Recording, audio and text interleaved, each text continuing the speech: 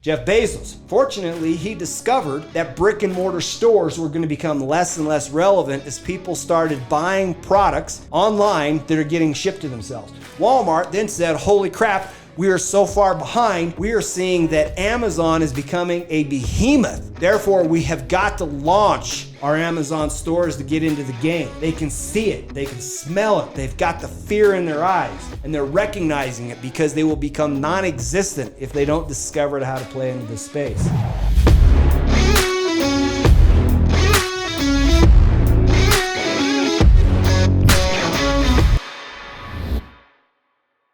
Welcome to another 𝗥𝗴𝗀𝗄𝗧 Secrets. Today, we're going to go over the 6 tools to picking disruptive products with exponential market growth and profits. So why does this matter?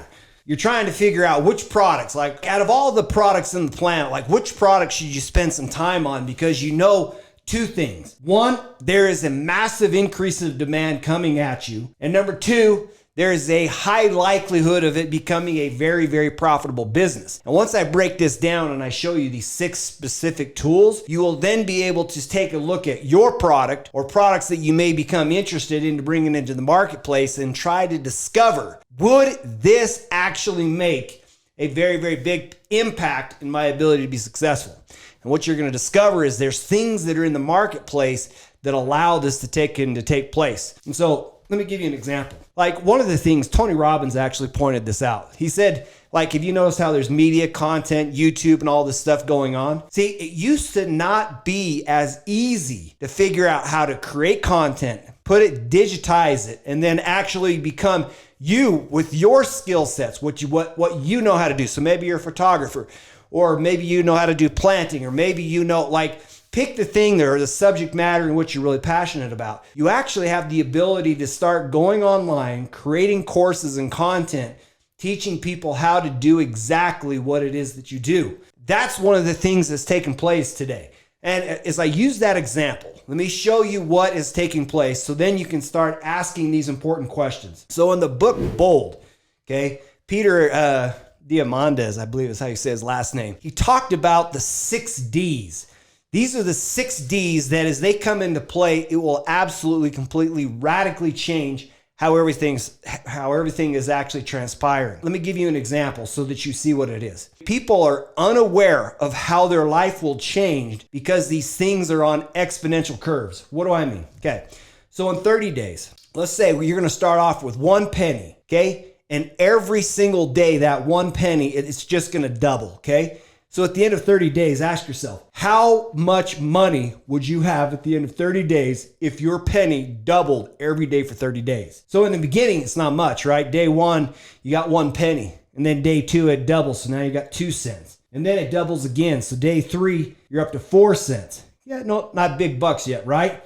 But day 4, it goes from 4 cents to 8 cents. But by the time we get down to day 12, at day 12, it goes up to $20.48. By the time we hit day 20, it is $5,242.88. That then doubles. By the time it hits day 25, it's $167,772.16. By the time it hits day 30, it is $5,368,709.12. That is what compounding at that's what we're talking about as things start to compound. It actually changes things. And there's actually products right here, right now that are playing out, that are growing and compounding so quickly that nobody realizes that it's actually taking place. One of the very first examples, I'll show you this. And I'm going to break down these 6 Ds that you need to know. But I'm giving you examples so that you can literally see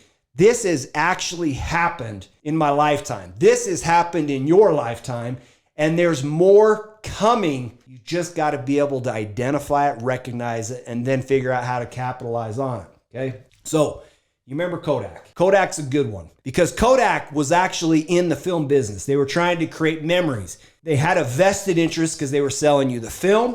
Then they were actually taking those film and turning it into print. And one of the things that came to play is there was a guy that was working at Kodak, and he came in and he brought this thing in the size of a toaster, and he showed everybody. He's like, look at this. He goes, I can take a digital picture. And they looked at the digital picture and they're like, huh, interesting. Like, who would want to look at a picture on a computer screen? Like, why would that make any sense for anybody to do it? And so Kodak, who invented the digital camera, completely dismissed the digital camera because they said, why would we be invested in this? Actually, he thought when this guy presented the idea, he thought that the Kodak executives would ask him a lot of questions, because what he had done is he had created something marvelous. And the one question they asked him is, they said, hey, how quickly do you think this product could come to the marketplace so that it could become disruptive to our current business of making film and prints and stuff? And what he did is he went and applied the Moore's Law. Basically, if you're familiar with the Moore's Law, says that the amount of resistors, like on a conductor or whatever it is, will double every 2 years. And that prediction has actually stayed true for decades, to the point that now Moore's Law is understood. And so what they did is they said, okay, so the resolution of the camera, this is where the resolution of the camera is. And based on that resolution, how many years would it take before we actually had a camera that made any sense? And so then after they did that calculation, they're like, who cares? They threw it out the window and said, nobody cares about that technology because it's not going to come to fruition. Therefore, we're just going to keep milking this cow. The problem is Moore's Law shows it doubles every 2 years. What really happened is it got on an exponential curve, meaning 1 cent went to 2 cents, 2 cents went to 4 cents, 4 cents went to 8 cents, and bam, bam, and it compounded faster, far, far faster than Kodak had ever anticipated it. So now you got Kodak, who had the market cornered, who actually got destroyed because they did not recognize what was at play. They did not recognize how quickly a technology could expand. You'll stop, just take a second and pause and think about your phone, okay? On your phone, think about what it can do, because that phone, your iPhone, I say iPhone because Apple introduced the iPhone and then everybody else modeled them, okay? But the iPhone came out and it introduced the camera. And you're like, whoa, wait a minute. That thing went in and started demonetizing the need for cameras, okay? And it put it in a digital format. Then after it did that, guess what that phone could also do? It could operate as a GPS. Did you notice that you used to buy a GPS and put it in your car so that you could use that for navigation? But it actually went in and it demonetized the GPS so that you now actually have it in your phone. Think about all of the apps, all of the stuff that you now carry around in your pocket that you couldn't have carried around at a previous time or date or time, okay? Steve Jobs walks out and he's like, what was it, like 10,000 songs in your pocket? Do you remember what that was like? Remember going to the store and buying a CD? Like, how many CDs do you go out and buy anymore? Like, it doesn't happen anymore. Like, you have entire businesses or entire industries that used to have the market cornered, and CD stores that got their stores completely demonetized because it all got digitized and then got delivered to you as the consumer. Blockbuster was very, very slow to observe this. And as you see this, and as I break down these 6 Ds, you're going to start seeing the pattern. And as you see the pattern, you can start making decisions that would actually help you. Okay. Blockbuster, they let you rent like VHS tapes, and then they slid off into DVDs, not realizing that Netflix could come along and take the content and start streaming it to you so that you no longer had to go down to the store. They actually removed the physical product from it. In the beginning, they would mail it to you. They would mail out of convenience, but now they just straight up stream it to you. So what's the point of going to Blockbuster anymore? That entire business that was highly lucrative turned into no lucre. See what I'm talking about? So here's the very first D that you got to look for, okay? So whatever this product is, ask yourself, can it be committed or turned into digital? Like, can it be committed or turned into zeros and ones? And if it can be put in zeros and ones, it can now enter an exponential space. Okay? Like, think about it. I can have people working for me. You could have people working for you on any place in the entire planet. If the product that they're delivering to you is digital, okay? You can pay them through digital currency. You can receive the product that they create through digital products. You see how it took and it changed and it opened up the entire marketplace? So think about it. Whatever it is, can it be solved digitally? Now, This was where it gets kind of interesting. I'll show you a technology that's coming into play. They used to take and try to figure out, okay, how do we get, like when we put astronauts up in the space station or on the moon or whatever it is, the most expensive supply chain in the entire world is trying to figure out how to get like millions of parts that are bought and not needed, but are needed at the point when they're needed to be available for the space station. And so then there comes along this technology that's called a 3D printer. And a 3D printer used to be able to just print. Then you started getting into 3D printing. And then the thing is that happened is wait a minute, if like 30% of all the parts that they actually needed on the space station were actually plastic, then what if instead of actually manufacturing parts, we sent a printer to space? Think about it. We sent a printer to space with material. Then if they discovered they needed the part, they could then send that schematic or whatever it is, that design, to the 3D printer, and then they could then print it out and manufacture the part. They have just now changed the entire game. They're discovering that they can print human tissue that can work. They're discovering that they can print like parts. I used to work at a defense contractor, and we had complex parts. We have to get CNC machines.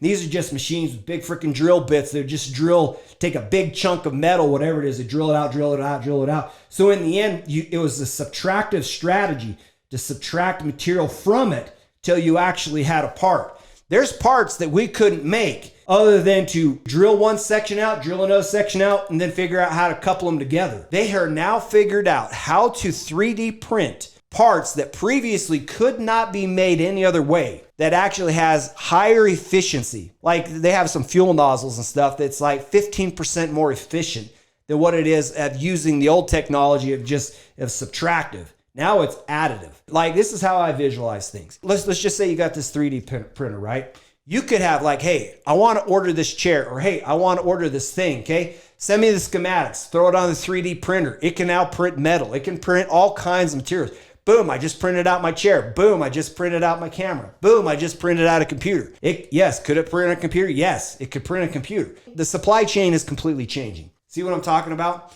This is one of the things that's coming into it. So the question is can it be digitized? That's number one. So number two, this is where it gets interesting. It's in the deceptive phase. This is where Blockbuster got smoked. This is where Polaroid and these guys, or Kodak, got smoked. Because in the beginning, they're like, nah, like that'll never overtake us. Like, nah.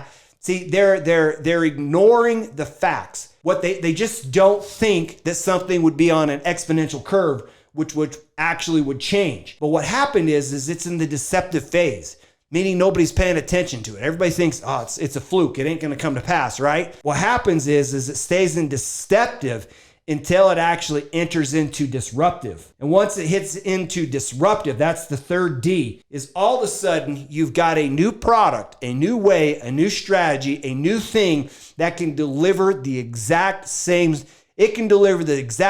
solution. It is a viable competitor to established providers. Probably one of the ones I like. And I love the solar, and I'll tell you why. So in the beginning, digitized. It's not really a product that necessarily can be digitized, right? Although it could become digitized if we can 3D print it. Therefore, we can start taking costs out of the supply chain process.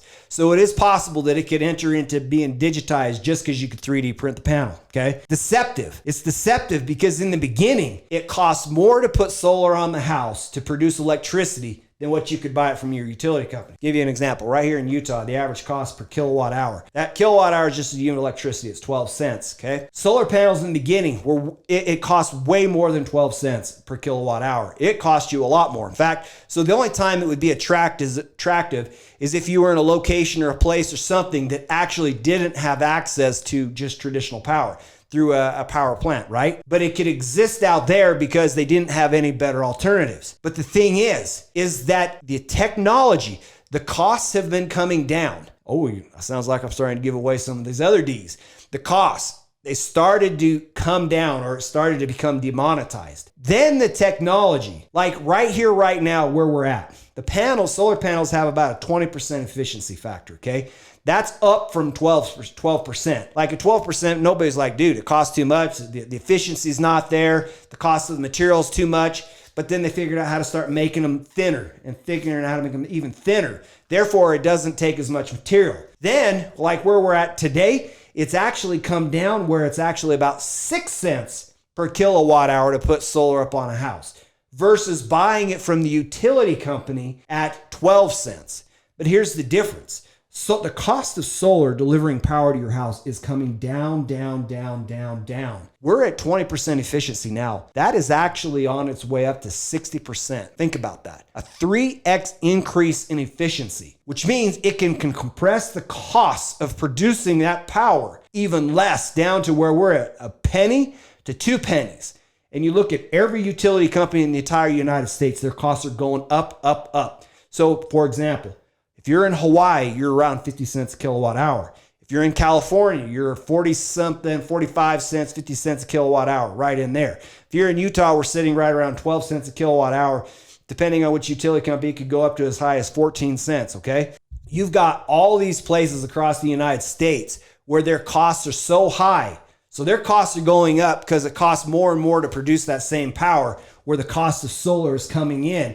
And it is becoming less and less, or it's becoming more affordable. So in the end, you're like, who would want to stick around and continue to buy power at 12, 14, 16, 18, 50 cents a kilowatt hour when you could have accomplished the same thing for 2 cents or 1 cent, right?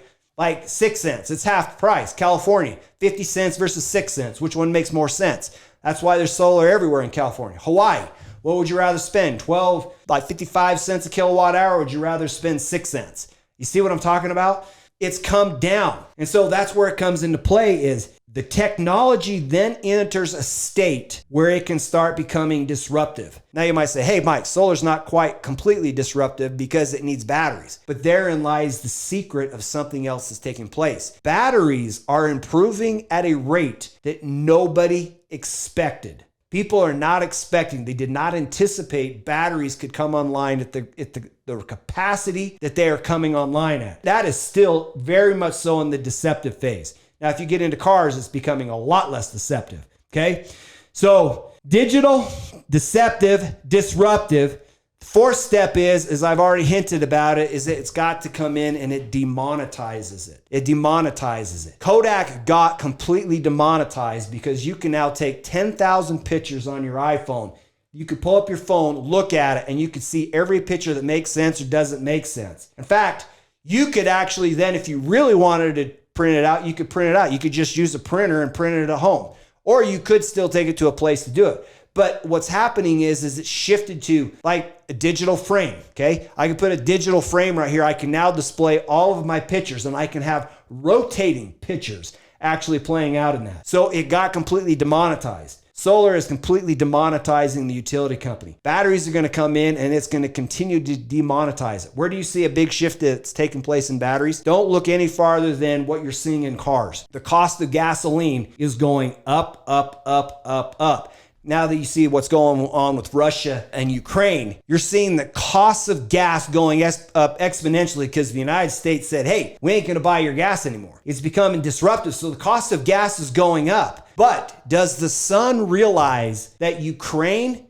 and Russia are fighting? It has no idea. Let me give you an idea. There is enough sunlight in 44 minutes that hits planet Earth to create enough energy to cover all of Earth's energy needs for an entire year. That is how much energy is not like if we could figure that out, that is how much energy is on tap. 5 days of sunlight hitting the Earth would account for all known energy sources on the Earth. We could get rid of coal, we could get rid of oil, we could get rid of all that stuff. You see what I'm talking about? Be able to tap it. So most people are not aware of how much energy is out there, and they're not aware of the exponential curves that are coming into place. So here's what happened. Tesla has gone in and they are starting to demonetize the gas-powered vehicles, and they are scaring the bejeebies out of them. You look at what's being invested, like Volkswagen's investing $86 billion into going into electric vehicles. You've got Ford, who's investing $22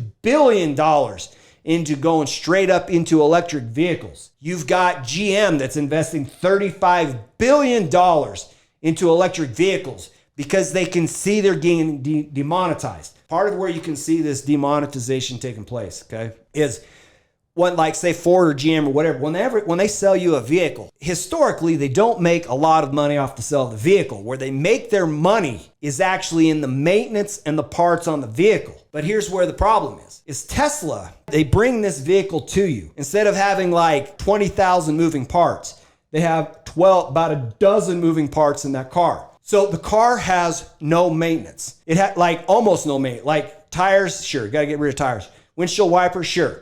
But like in the motor, like what are you going to fix? Like the battery, like sure, the battery can wear out, but you're talking a vehicle that is now designed to go 500,000 miles, okay? They're demonetized. I don't have to go buy gas anymore. And if you look at the convergence of technology, you look at the sunlight, you can now get sunlight.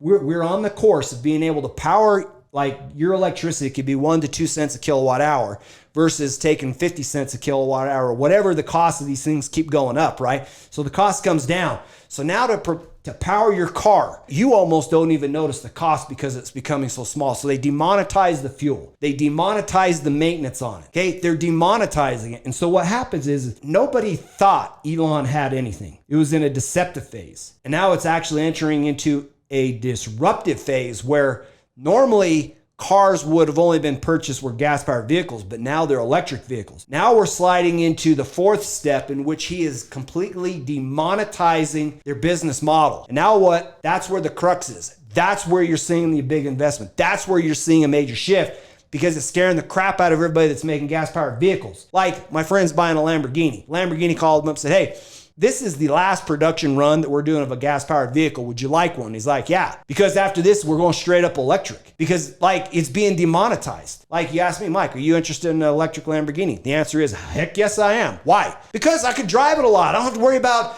like this high performance engine with all these millions of parts, or millions, but high performance parts breaking because they're now going into these electric motors, which means I have hardly any moving parts, which means I'm going to drive the heck out of it and enjoy it. Okay, it will demonetize it. Then it slides into this fifth step. And this one you're already seeing taking place right here where it's starting to dematerialize it. It's actually going in and it's actually causing material that used to be inside it to be hogged out. Like it's not required anymore. Like you think of the DVDs you used to buy or the CDs and stuff. Like you now go to the Apple store, buy the very song you want. You don't have to buy the album no more. Old school, right? So you don't buy the album. You buy the one song you want. So it used to be 99 cents. I haven't looked at it in a while. 99 cents instead of spending 12 bucks, 15 bucks, 20 bucks or whatever it was. Spending 99 cents. They actually don't even have to ship a physical product. They just they just beam it over to you, Scotty, right? You've got it on your phone now, and now you can consume that music. So they pulled the material out of it. And then it goes into the sixth step when it becomes democratized. That changes everything. There is one big shift that you're seeing right here, right now in the banking system, okay? And you're seeing this shift with the cell phones, okay?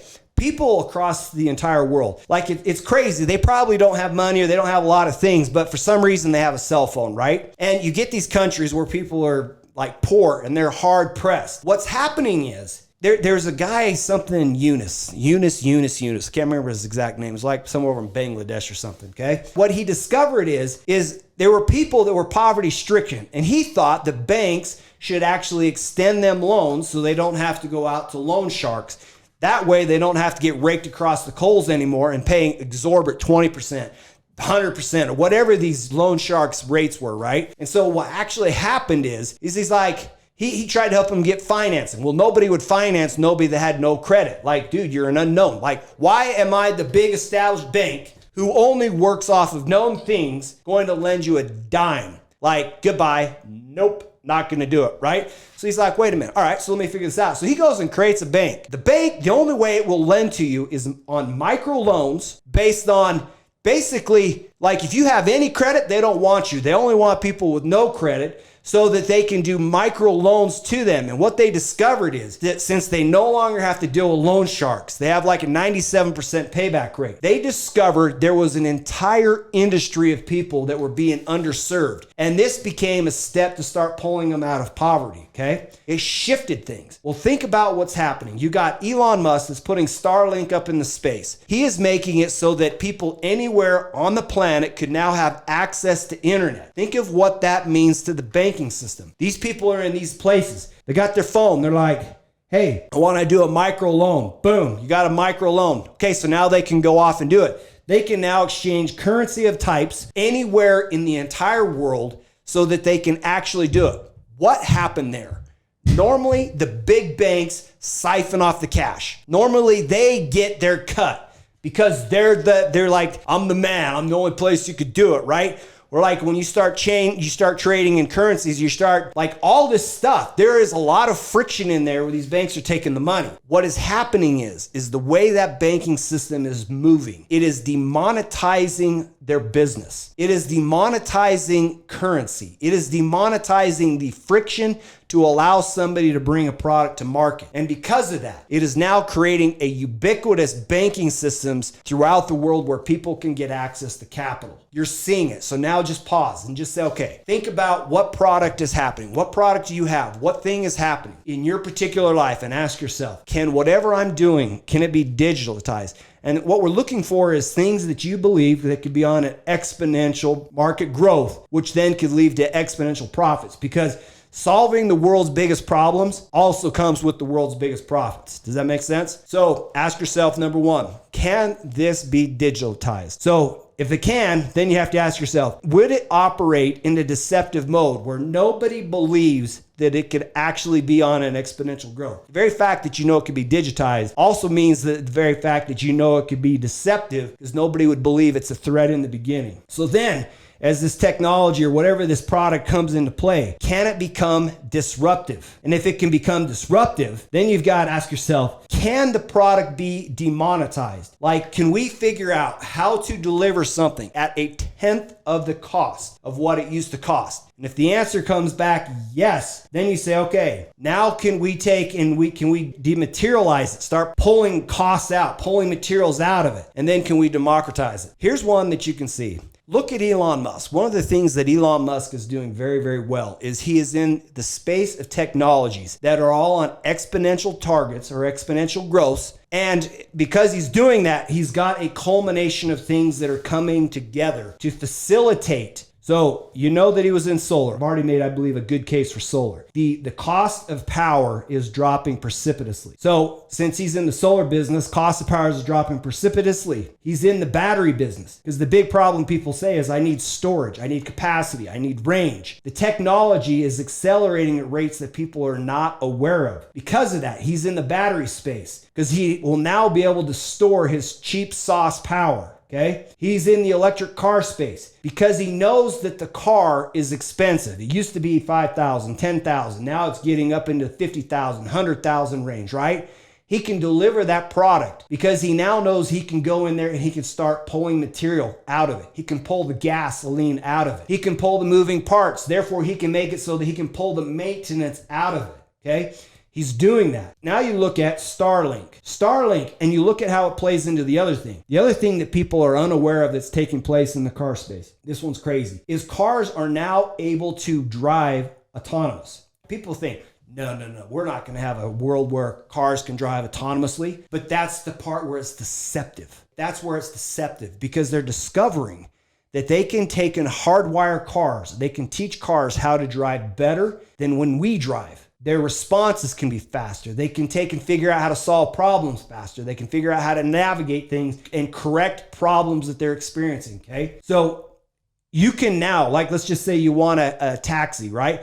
You could now hail or call or summon or whatever a taxi to actually come to you that has no driver in it. It just demonetized the salary of the guy sitting in the car. It's not required anymore. It's the asset that is required. But look at this. If it becomes so affordable to actually summon a car, you are going to now question yourself, is it even necessary to own a car? And if you ask that question, if I can get here and there, look, your car only gets driven 5% of the time. Most of the time, it literally just sits there, does nothing, okay? So 95% of the time it's doing nothing. What if that car could be put into an Uber fleet autonomously and go around and pick up passengers and drop them off and place them exactly where they need to be? Then you can summon the car and have it back when you need it. Or what if you just straight up didn't want the car at all because you don't want to deal with it, right? So now you got this autonomous car that gets summoned at your will, takes you to a place so that you can do it. Okay,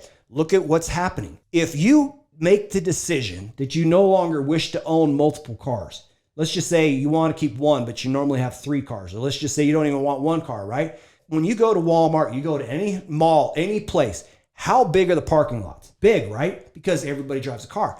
What if people were to use the hailing service and they no longer needed the car? Therefore, the parking lots are no longer full. See what I'm saying? That real estate then takes on an entirely different need, or different, it can be used for other things. Okay, so, whoa, wait a minute. It just changed the real estate. But if I don't need the car, do I need to buy car insurance anymore? Oh, snap. I don't need to buy car insurance anymore. And that's what's happening. So as he puts Starlink into the space, he can now figure out how to navigate these cars anywhere in the world. These things are coming together synergistically to completely demonetize. It's demonetizing the insurance company. It's going to demonetize the car. It's going to demonetize the need to have parking lots. Therefore, new assets can be put in its place. It's going to demonetize, I think I said insurance company. It's collectively coming together. Then he's making it so that he can establish a currency that can then be traded or used or whatever for buying things anywhere in the world. Microloans, think it. Banks are being demonetized. Like manufacturing is being demonetized just because you 3D print the thing. Let's just say you're waiting around because you need a kidney, right? You're like, oh, I need a kidney, right? Hey, guess what? Why don't we just print one up real quick and then we'll just stick it inside you? You might be thinking, oh, Mike, that's not going to happen. Yeah, the thing is it's already happening. They're already proving it can work. The evidence is already there. It is solving its problem faster and faster. Let me show you what's happening. The computer, people did not believe, like a computer chip, like if they wanted to decode your genome, okay? Like I want to figure out what your DNA is. I want to know what makes you, you. Like it used to be like $100 million in a year. They are now getting it because the amount of processing power that are on chips is accelerating at such an increased speed that for $100, they can come out here right now. So $100, pay me $100 in an hour. I'll tell you what your DNA says. It changes things. And because I can now tell you what your DNA is, I can now figure out how to start printing and replicating and making the exact product that you need